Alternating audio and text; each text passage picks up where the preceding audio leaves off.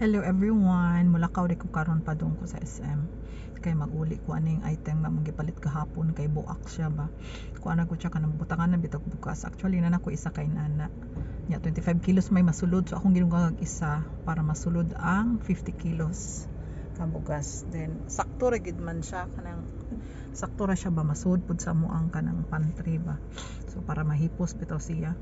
Nya kani lagi akong kadaphag sad kay nagpili-pili ko wala gyud ako gi-check gyud nya. I thought pag kuan na pag cash out sanay pag bayad na mo sa kanang cashier gi-check pud nila na wala man di ay kay naka-close magud ang lid niya di gid madala kuan gid siya kanang buak ba buak gid siya nya ug magbira-bira ko ug nanay sulod makuan mo sa mo siya ka buak.